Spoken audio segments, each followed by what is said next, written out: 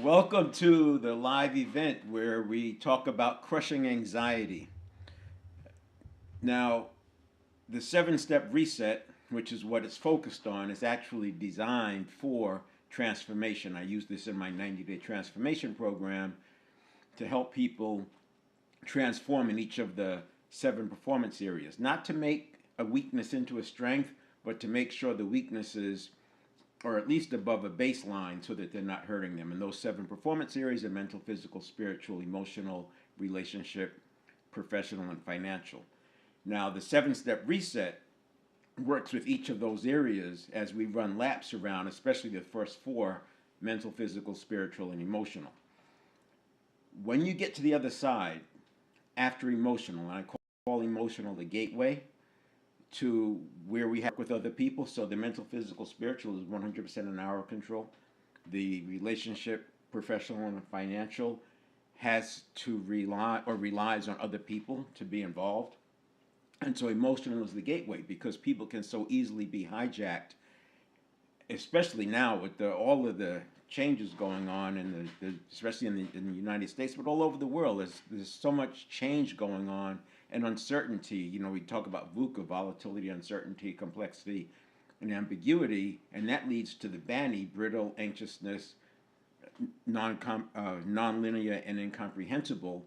And so one is the external and the other is the experience.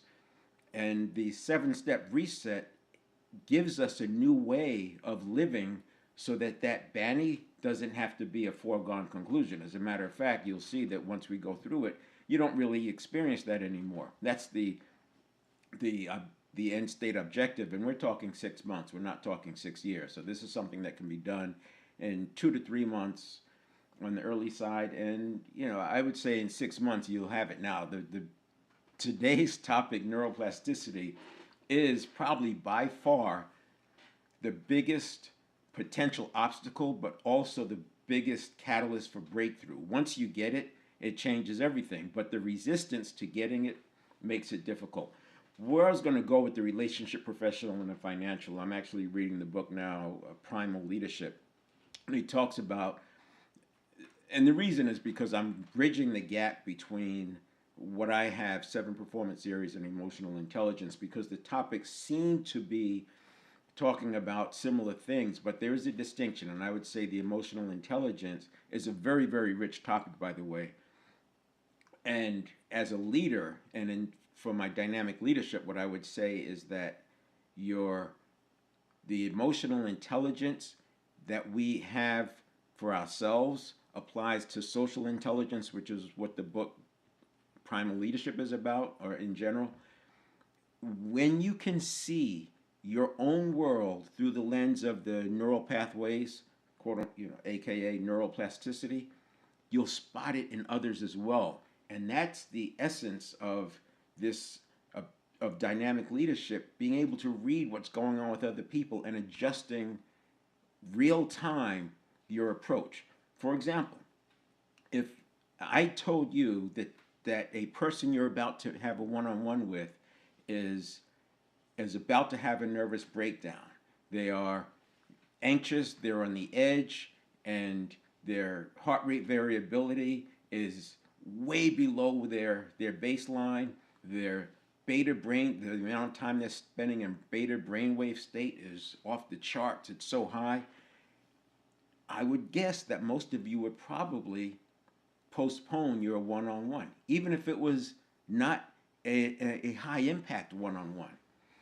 This is what neuroplasticity does for us. It gives us the ability to see what's going on, what has been taught as the mind. And you can't see what's going on in a person's mind, but because neuroplasticity is the network of neurons and we can see it. This is why you've seen the content that says 55% of our communication is physiology, and then 37% is tone and your nonverbals, I should say, and then 7% is words.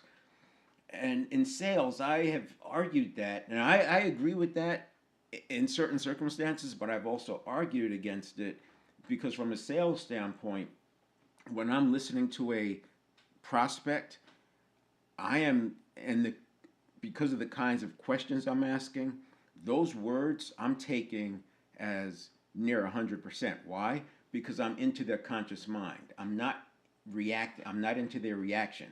So there's the distinction. When you're in a person's reaction, you're dealing with the network of neurons, the neuroplasticity.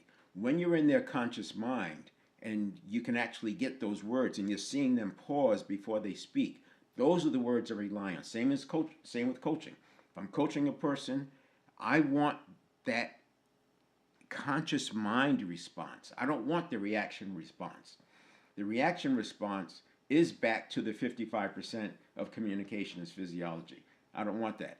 I want the near 100%, which is their words in a conscious mind. And if you can ask the question why 3, 4, 5, up to 7 times, and get a deeper answer each time. When you get that deep answer, that's the answer you can take to the bank. Because if I come to them 5 years from now, chances are that deep answer will be the same, and that's why it's so powerful.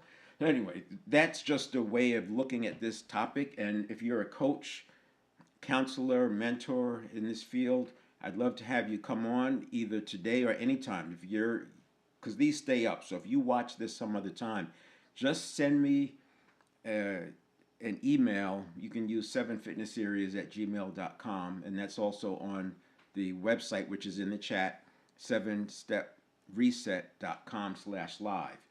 And you can come online. It looks like it's holding up with that same URL, studiorestream.io, EDC, etc. It's in the chat.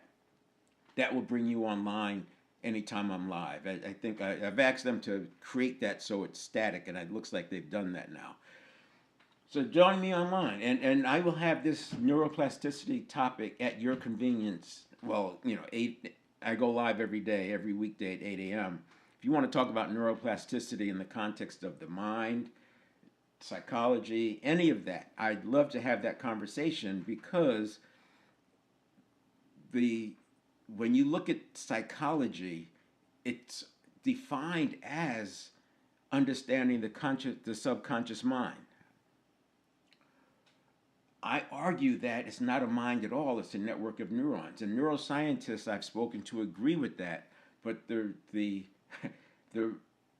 ability to change the wording from subconscious mind to network of neurons, imagine the amount of textbooks that would have to change. Imagine the amount of courses and curriculum that would have to change. The father of psychology, William James, you'd have to go back and how do you undo all of that? The Maslow's hierarchy of needs and the 6 human needs, all of that has been predicated upon calling it a subconscious mind. And I would say that the philosophers in the New Thought era from about 1850, which is from about 1850 to around 1942, they had it right. It's just that they didn't have the brain scanning tools we do today to show that it's not a mind, it's actually the network of neurons. Last week I talked about how I used the metaphor of driving the car, not understanding how the car is built and designed. I noticed that what's replacing a lot of the subconscious conversation is now talking about the brain, what's going on in the basal ganglia, and what's going on in the hippocampus, and what's happening in the prefrontal cortex. And I work hard not to bring brain terms or neuroscientific terms into the conversation because I want to keep it accessible. I would argue that while all of that around the brain and the parts of the brain and when they engage is accurate, it's all neurons, and neurons behave the same way. So we don't need to confuse it with talking about the parts of the brain if you understand how neurons behave and how you can change neurons, because you can change the neurons wherever they are. So that's why I go back to that. That's why this neuroplasticity is an important topic. I'll probably stay on this for a couple of days because it is so important. I was going to talk about priming, and let me bring this up. I talked about beliefs yesterday. I'll talk about neuroplasticity today. This is all step 1 in the 7-step reset. Talk about priming, and then mindset. But I'll see where I go today with neuroplasticity, and I may stay there. Let me first bring up this slide for the 7-step reset.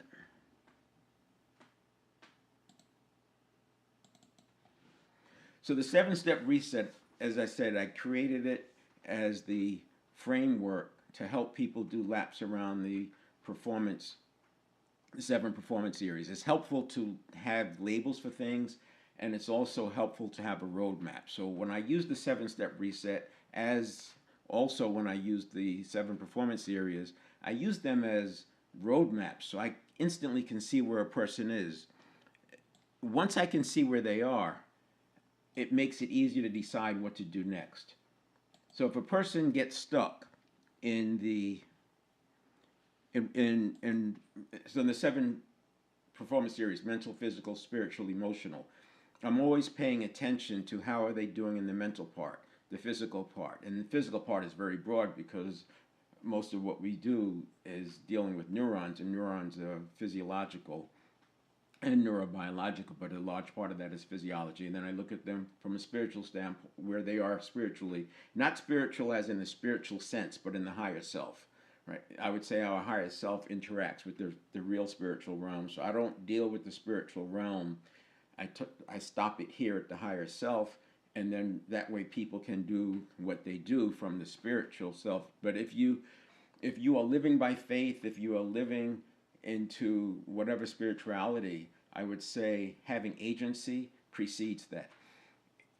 If you don't have agency and you can be hijacked at any time, then it's difficult to rely on living by faith because you'll fall off of that.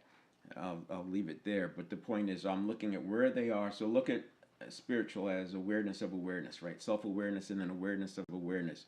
And that's like consciousness. So I'm looking at that, and then I look at the emotional part. If they're being triggered very easily, if they're reacting to some words and they're not able to let it go, and then they go down that little rabbit hole. And I'm not talking about big stuff. I'm talking about within seconds. If they have to go down this thing in seconds, they're more easily emotionally charged at that point in time. And there may be some topics I won't touch on. I'll wait until we can get either to a calmer state, or we call that out and let them work through that, because I want to be interacting with the conscious mind, which is exhausting. It's exhausting because the subconscious network of neurons processes information at 11 million bits per second. The conscious mind processes at 50 bits per second. So you can imagine the difference between those two. The subconscious is firing stuff off, and the conscious mind is just trying to keep up.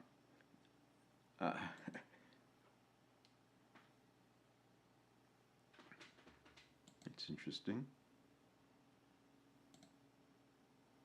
Oh, yeah.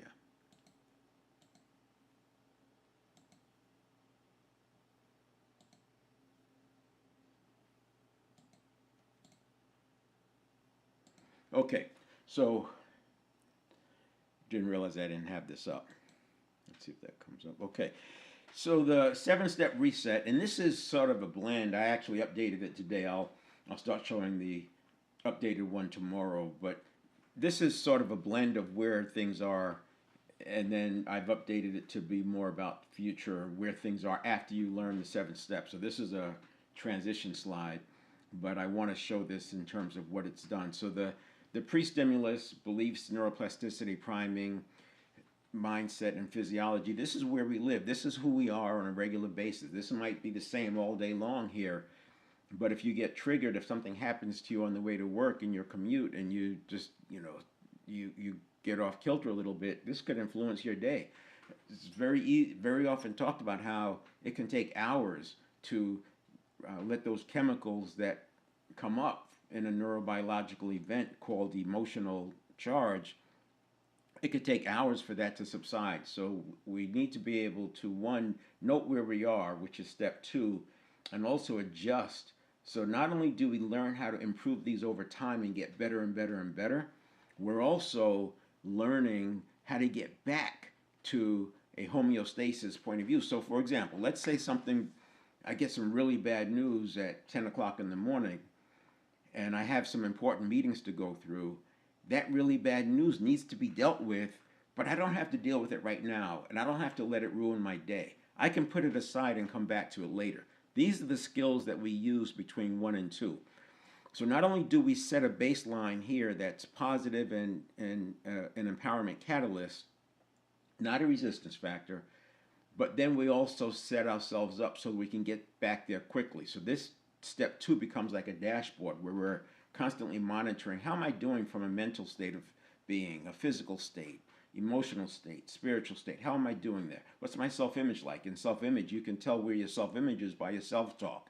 If your self-talk is degrading and you're focusing on mistakes and you're thinking about bad luck that happened and why did you're not in a very positive state, and it might be difficult to change that, but you can put it aside and you can step into, you can anchor some states.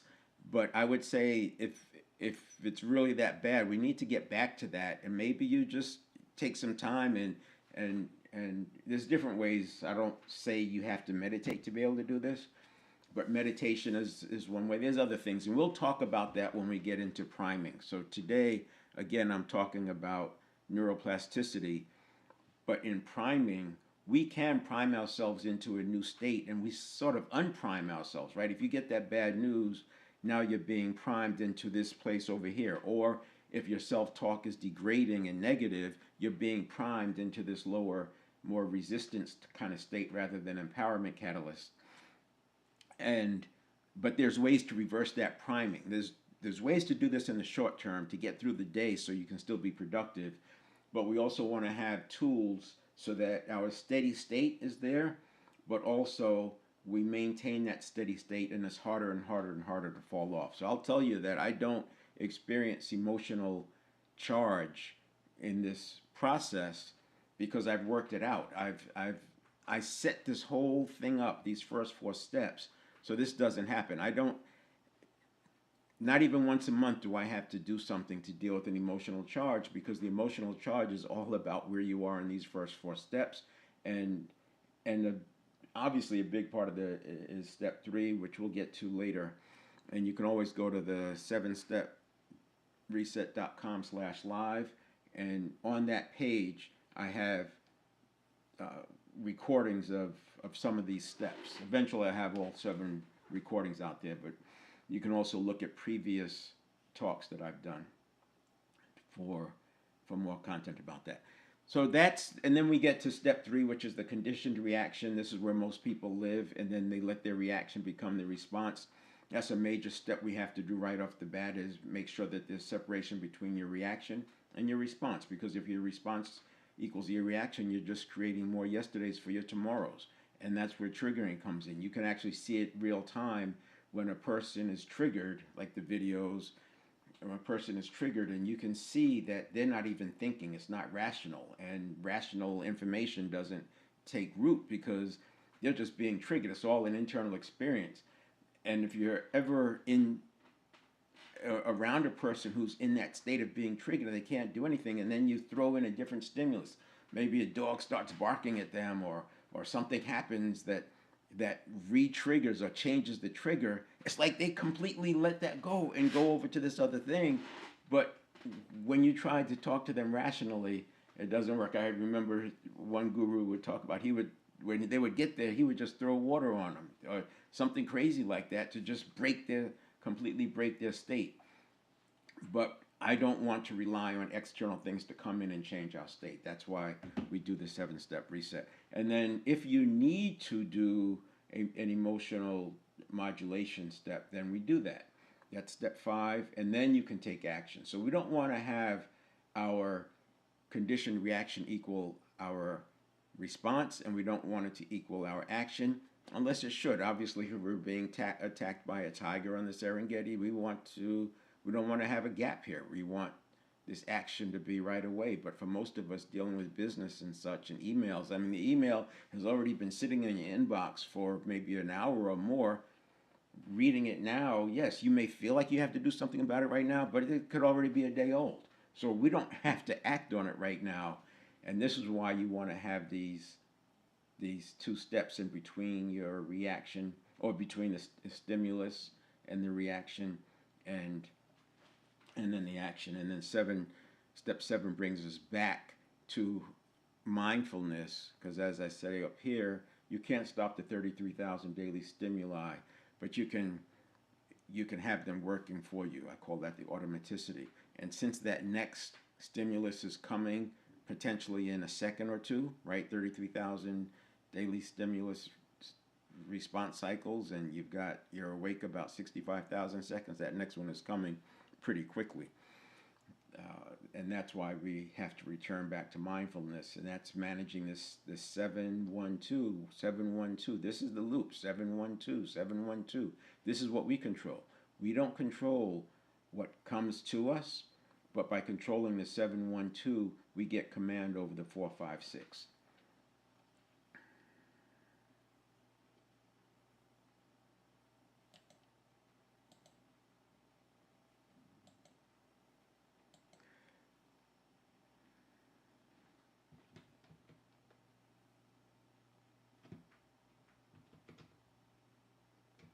So let's take a look now at the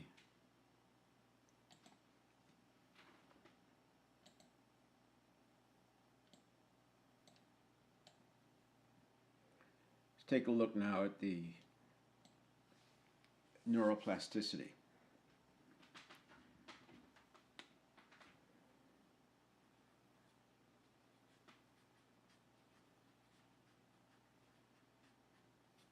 Again, the B is for beliefs, P is for priming, M is for mindset. And then in the middle we have physiology. So neuroplasticity is the network of neurons. And in that topic, there's three.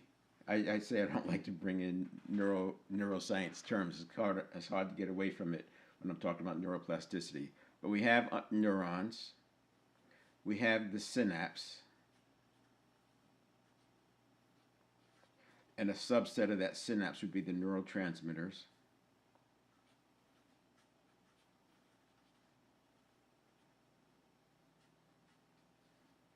So the synapse is the neurotransmitter. It's what allows one neuron to connect to another neuron. And then we have myelin. And I would add the term that applies to all of this, but I'll keep it a separate term, synaptogenesis.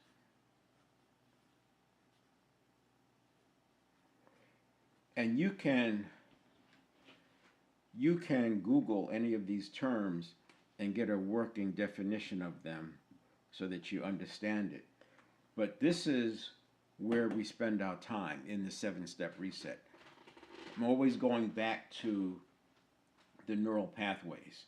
So we'll call at a high level, it's neural pathway change.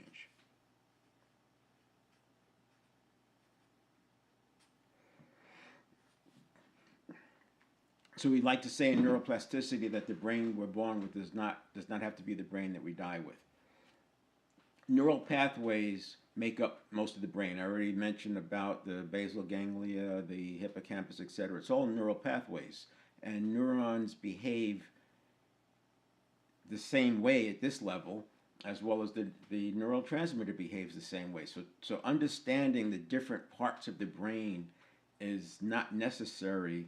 The same way understanding the difference between a throttle body and what the turbocharger does, and what the difference is with 2 valves per cylinder or 4 valves per cylinder, that doesn't matter in terms of getting in the car and driving the car. You can even drive a car at a high performance level without understanding those things. Now, if you're the mechanic, obviously you have to understand that. But for us, managing our day and getting through our day, and specifically the topic around these live events, which is crushing anxiety, stopping the spiral before it starts, we don't have to pay attention to all of the individual things, but I do bring them up so that we understand it. Now, I've said many times that to know and not do is not much better than not knowing.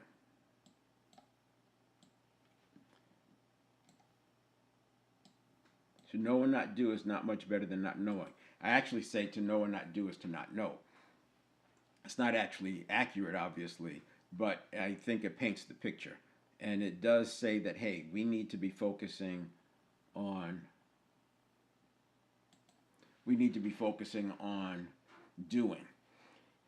To start painting this picture around neuroplasticity. So the subconscious, what people call a subconscious, I don't call it a mind, but the subconscious I'm saying is actually the network of neurons. If you made a list of what does the subconscious do, you can Google it. What does the subconscious do?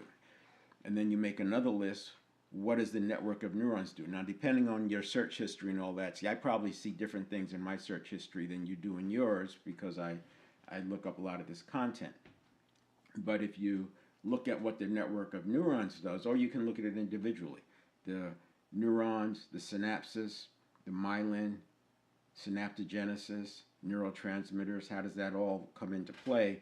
And then I'd probably add another one on here, deep practice.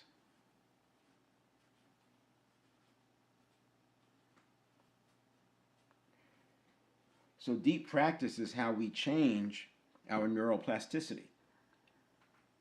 The habits reside in the network of neurons. So if you want to change your habits, you are literally saying you want to change your network of neurons. So it makes sense to know how to change the network of neurons. Now the neurons, we have 100 billion of them, 20 billion are in the prefrontal cortex, and the prefrontal cortex was mostly formed from 19 to 27, but the majority of the conditioning happened from age 0 to 7. It happened from age 0 to 7 because children at that age, and especially 0 to 2, they're in the theta state, so they don't have to work for it. Everything just goes in. This is why language is so easy to learn as for small children and young children. And then from 3 to 7, they're more in the alpha state, but again, it's like a semi-hypnotic state. They're just learning like a sponge. If you have children and you watch the children stand like you, they use your mannerisms, they speak like you, they just picked it up. Stuff that you never wanted them to learn, they picked up because that's their job from 0 to 7. And then from their teens, the personality forms, and then I like to say from 19 to 27, the prefrontal cortex completes its forming with its 20 billion neurons, and in that formation, it's locking in the person's model of the world, and this is why by age 35 we feel like nothing works and all we can do is live by habit, but it's not true. What is true is that in our 20s, when we're still getting more development of our 20 billion neurons, there's an abundance of neurotransmitter, and that abundance of neurotransmitter makes it easy to set habits. This is why willpower, in my opinion, is more easily accessed in our 20s than it is in our 30s. By the time we're in our 30s, willpower wanes throughout the day. It does too in the 20s, but you don't notice it as much. Willpower wanes with decision making. Willpower is actually reverse correlated with correlated with HRV. So as HRV goes up, your willpower goes up, and the more you can do by habit, the less you have to rely on willpower. That's a big takeaway. If 95% of everything we do is done by habit, I don't want to change that. I'm not trying to get to 60% by habit. But what I would like to get is to have my habits working for me. The automaticity, I want the automaticity working for me. And so creating habits that are aligned with my life design and my vision, it just makes sense. So what do these things do?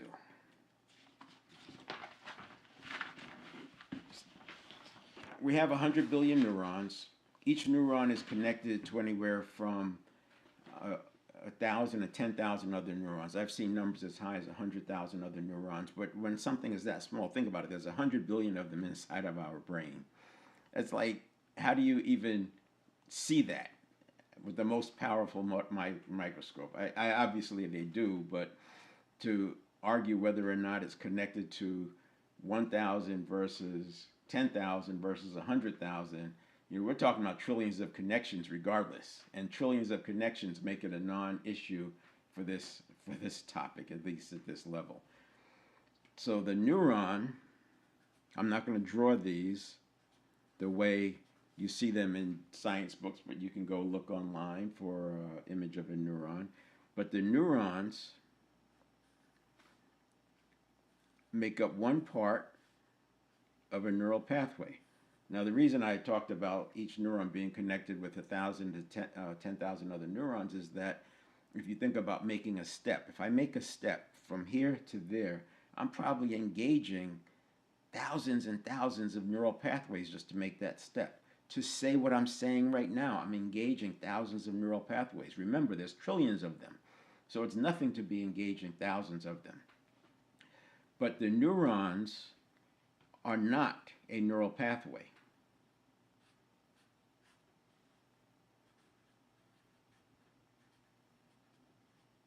They make up the neural pathway, but they don't make a pathway by themselves. In between, you have the synaptogenesis. The synapse. The synapse do not equal a pathway. Together,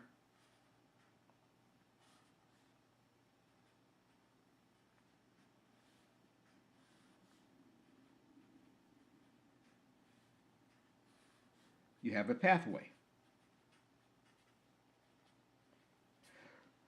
So when you start talking about changing a habit, we are talking about changing the pathway, but not just the pathway.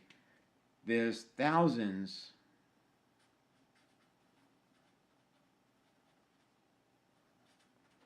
and they are associated together. They say neurons that fire together wire together. So you have thousands of them, and they make up associations. This is why it's so hard to break a habit, because you have these associations, and then you have what I call latent or dormant associations. So you can change the habit at the surface level, but then you get triggered, and now you have associations coming in that are at a lower level, and they get you right back in. This is where the person falls off the wagon. You know, they were making progress, and then they're, back where they were before. And this goes over and on and on and on. So I don't advocate breaking a habit. What I do advocate is replacing the habit. And here's why. And this is the important point. If you take anything away, I hope you take this away. That the synapse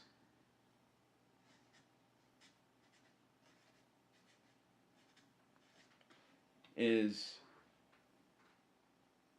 finite.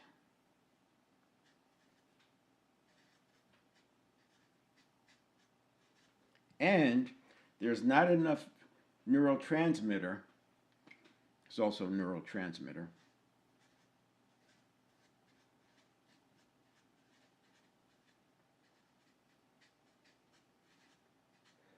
there's not enough neurotransmitter to go around for all the neural pathways. So there's another part of this. When a neuron, so we have another pathway,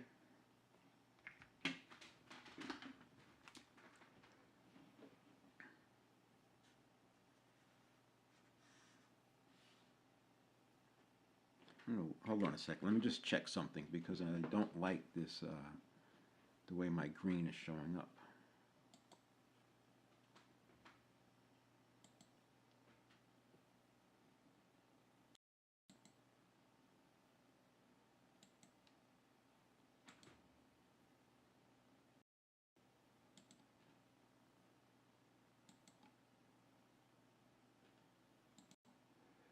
Okay.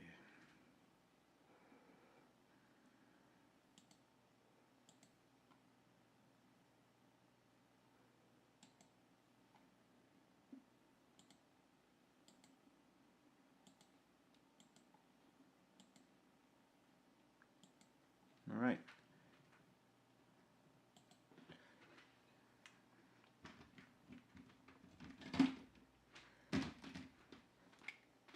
So we have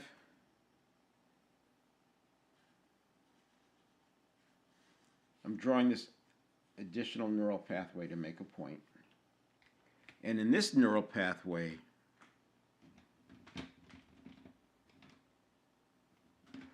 we have a lot of neurotransmitter.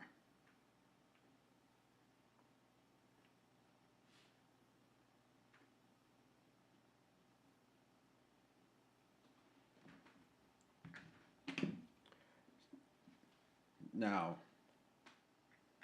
we also have something else going on. The neurons are wrapped with myelin.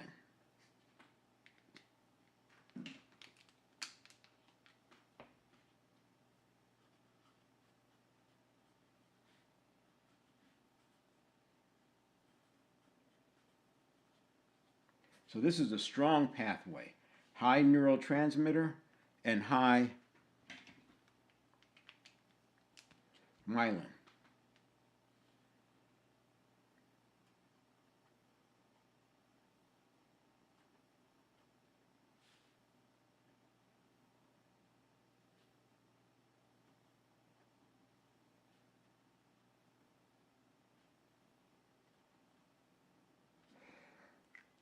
Can see I'm going to have to make this into a slide. This is not going to live as a pad because it's so small. Strong neural pathways are associated with habitual patterns. The stronger the habitual pattern, now I'm not talking about this from a neuroscience point of view. So the neuroscientists, when you get into that subject, it's in its infancy. If you consider that hunter-gatherers are around 10,000 years ago, and you can see data that says the brain is over 100,000 years old. The most common one I see is probably 200 to 300,000 years old. And we've had the brain scanning tools available to us to look at things like the neurons for just a few decades. And so neuroscience is in its infancy, and the scientists are still in that, and they will be for a while, that peer-reviewed era. They've got to get peer-reviewed, and so the research tends to go deeper and deeper and deeper and deeper and deeper. It's almost like learning more and more and more about a throttle body, while another group is learning more and more and more and more about a turbocharger, while somebody else is just going to the store and buying a throttle body and a turbocharger that are said to work together and taking off and winning races. We don't need the depth.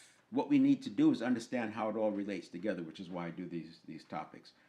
So high myelin happens, like you've heard me, I've already said that from 0 to 7, the bar for myelin is very, very low. And the bar for flooding the neural pathways or the potential neural pathways with synapses is very low. And there's a high abundance of neurotransmitter. So if you look at the neurotransmitter availability from 0 to 7 and the neurotransmitter available for a 50-year-old, it's way different. The 50-year-old, two things have been happening. One is all this stuff wanes with age, but neurotransmitter is very responsive to load, putting on a load. Conversely, the way the brain and central nervous system is set up is that homeostasis, getting back to status quo, so to speak, stabilized, efficient, that's what's programmed in. And it makes sense because as a hunter-gatherer, you've got to hunt-gather. You want to learn these things and then do them because what you learn from age 0 to 7 is probably the same as what you use at age 5. And so why recreate the wheel? You learn it and then you apply it. So, but today we're constantly having to learn new things. This is why learning can be so exhausting. We're constantly having to learn new things, and we have habits that are fighting us. And so learning, I say, you go back to the neurons, and part of this is being able to see the distinction between when am I operating out of my conscious mind versus when am I operating out of my subconscious, or in the case I talk about it as the network of neurons. So at 50, because we don't put a load on ourselves, the neurotransmitter is reduced. That means there's less of this neurotransmitter to go around to fill up all of the neural pathways, and the less used neural pathways don't get much neurotransmitter in them.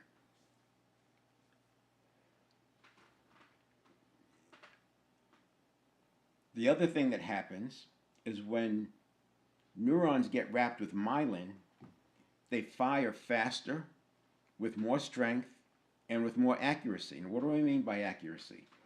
Think about muscle memory. If a person is shooting free throws, they jump, they've got to push the ball, release the ball. All of those have to be coordinated. If you mistime them, you'll miss the shot.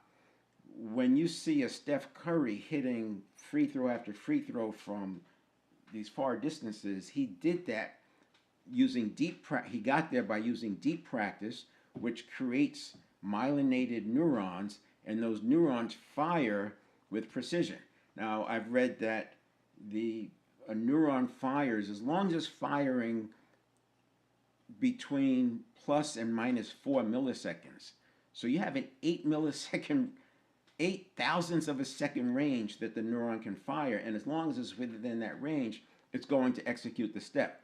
But now you consider you have thousands and thousands of neurons connected together with synapses, and they're firing. Some are plus 2 milliseconds, some are minus 3 milliseconds, some are plus 4 milliseconds, some are right at 0. So your result at the end is this sloppy thing. If you ever watch kids on skateboards practicing the ollie or the flip, what you'll see is how they're using deep practice. They're over and over and over and over. And they don't really care that they miss. They just and then they get one, but they don't expect the next one. They may expect it, but they know that the next one is probably not going to be perfect. But then they have to get 5 or 6 or 7 in a row. And when they can do 5 or 6 or 7 in a row, then they go show their friends.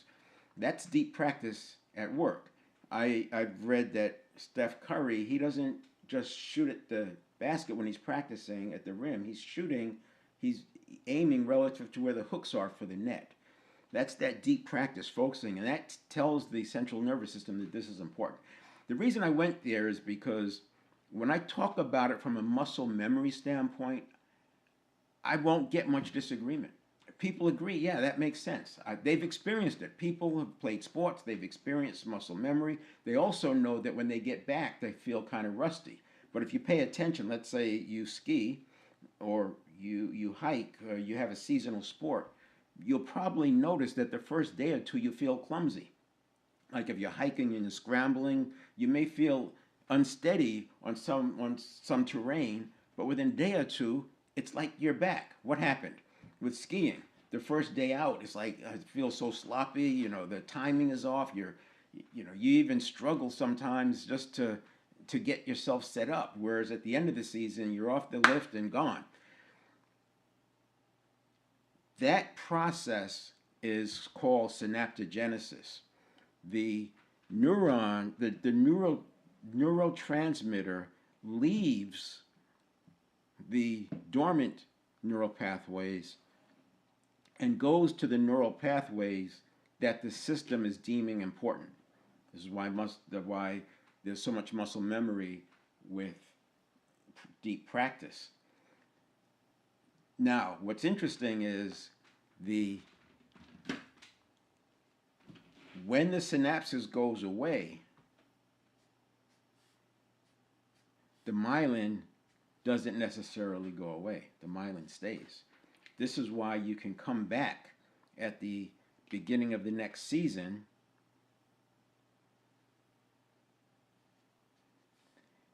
and it comes online very quickly because the system puts neurotransmitter back into that neural pathway. And now it equals a pathway again. When you get this concept at the muscle memory level, which should come pretty quickly because we all think about muscle memory, and I'll tell you it's not muscle memory, it's nervous system memory. Most people can get here pretty quickly. Once you can get here, the big leap that you have to make, but it shouldn't be a big leap in actual practice, is to recognize that the same neuron behavior is at play with my actions and my thoughts and my speaking. In other words, cognitive processing is physiological. It's neurons and neural pathways. It's not the conscious mind. There's a reason the conscious mind processes at 50 bits per second and only 5% of our lives is being governed by that, whereas 95% of our lives are being governed by the habitual patterns and network of neurons. that processes at 11 million bits per second. And you can see what's going on here. It's energy that's flowing through the neural pathways, and that's why it's so fast. Conscious mind can't keep up. But what we can do is create the automaticity so that what we get is aligned with our life design. And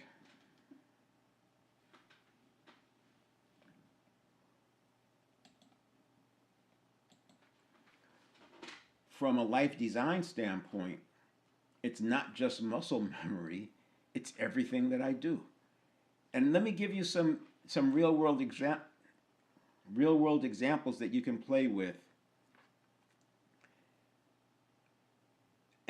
and start to wrap your head around it. Now, me, I will look at the world through the network of neurons. If I'm interacting with somebody and I need to change and I'm making a shift, whether it's in sales or leadership, and I want to make a shift, I'm looking at it from the network of neurons standpoint. I'm not looking at it as a mind, because I can't see the mind, but the network of neurons there's plenty of clues. And once you see it through there, in my opinion, you can't unsee it. So let's talk about if you've sold before, and if you've been in leadership training, you've probably encountered this thing called role play. And many people don't like role play, but when you talk to the best of the best, when you talk to the salespeople in the 90th percentile, virtually everyone I've ever spoken to has said that they practice.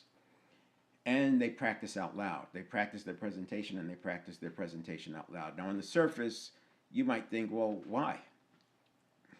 Well, to know and not do is to not know.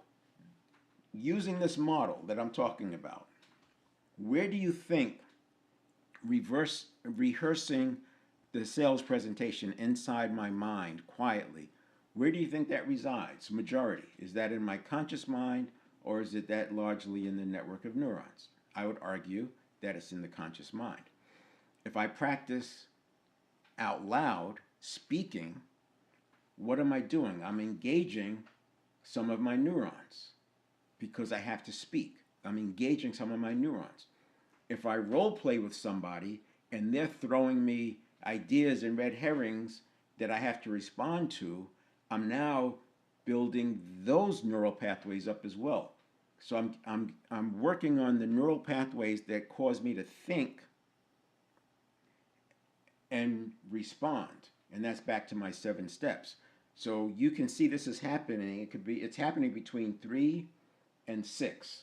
Reaction, response, what my response should be, or what it seems like it should be, a check-in for emotions, and then my action.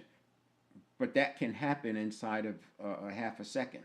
Can happen inside of a quarter second if you let your reaction equal your response and your action, and that's not what we want to do. We want to have that pause. And it's only a quarter second or a half second pause. It's not even noticeable. A quarter to a half second pause is not even noticeable, but that's enough time for the network of neurons to hand off to the conscious mind useful information to enhance the response and the follow-up action. Now, to make this real, I go live every day. Why do I go live every day? Obviously, there's something, I have a message I want people to get. But check this out. What am I doing every day when I go live? I'm speaking.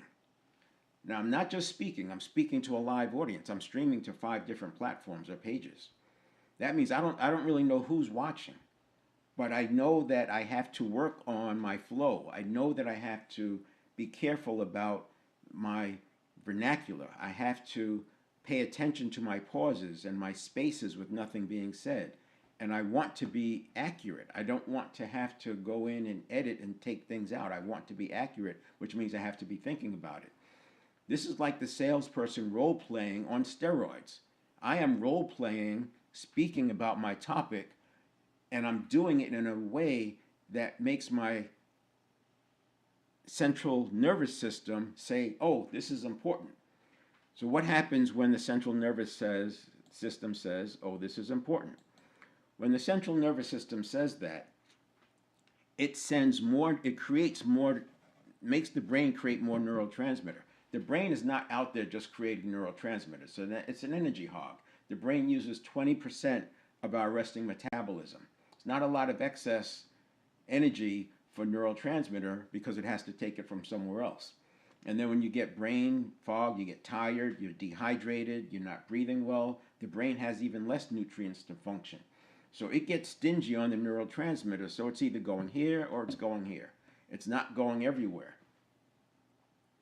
And that process is called allostasis.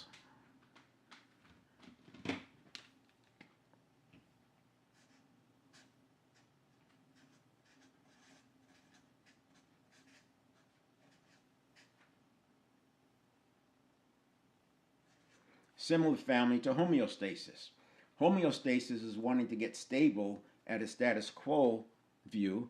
Allostasis wants to get stable at an increasing view. So when I draw that image of breaking above the line, we're talking about allostasis and keeping that trajectory going up. I will go so far in doing these live events. I don't do it now, but I did in the beginning to get myself into that right place. I would go into ChatGPT. I would upload a similar transcript for what I planned on talking about that day, and I would have ChatGPT act like my audience. I would label, act like this audience, and come up with questions that they might have based on this transcript. And then I wouldn't look at the questions until I was ready to do my Q&A. And then I would do a Q&A, and I would say something like, while I'm waiting for people to come on with questions, I'll start with some that I've gotten in the past. And I'll read the questions for the first time on screen in that moment, and then answer it. That evolved to, if I have 10 questions, that evolved to me scanning and looking at which questions I wanted to answer. So this is what I would do in a live event. So hopefully you can see what I just said is logical, right? You said it makes sense. And then a person might say, oh, I know how to do that. And then they move on. Knowing and doing are two different things. By doing it real time, in front of the camera, to live audiences, and at that time I was streaming to 8 different platforms at the same time, and I couldn't see at all if anybody was on the other side, because the way it was, you just couldn't see. It only shows who's on. My streaming software at the time only showed who was actually on that streaming platform, but it didn't show who was downstream in the stream. I'm telling you that to impress upon you how I think as I look at everything through the network of neurons. Does it make a difference? 100%. Now, you know how muscle memory works. If I told you that when I take these topics and I talk about them in a live setting like this, if I tell you that my flow improves when I'm talking to people in real life, it probably wouldn't surprise you. What would surprise you is how much it improves. And here's the thing that I think people sleep on. Remember the trillions of neuron connections? Remember the neurons that fire together, wire together? When I'm doing this flow in real life, the associations are just growing and expanding and expanding and expanding. This is why I'll use another example that people can relate to real time. If you're ever talking about a topic, there's 3 experiences you may see. One is the people's eyes glass over. 2 is they nod their head, they're agreeing, and they get it. And 3, these are at a macro level, 3, telling tension comes up. They want to say something, they want to speak. That telling tension is the person's associations kicking in because you've said something that set off some associations, and now they want to chime in and they want to talk. If you're a leader or you're a salesperson, I 100% recommend you pause and have them voice what's coming up for them. Because you want to, if you keep talking and they're getting that telling tension, they're not going to hear it anyway. The person whose eyes glass over, you've probably overloaded their system and that's why I don't like to talk about the basal ganglia and the hippocampus, etc. You overload the system, and it's trying to map these things back together. And that's also why I introduce it, because I believe that one of the reasons people's eyes glass over is because they're trying to map what I'm saying to what they heard about the prefrontal cortex or the amygdala, which are common terms that are brought up in this space. And then the person who's nodding their head, yes, they're getting it. You're tapping into associations that they already have in their aligned. So if I wanted to ask someone what's coming up for you, and I'm in a live audience, I'd ask the person who's showing telling tension. If I want to ask a person to contribute or offer a different perspective on what I'm saying, I would pick on the person who is nodding their head and agreeing, because they're already having associations that are aligned.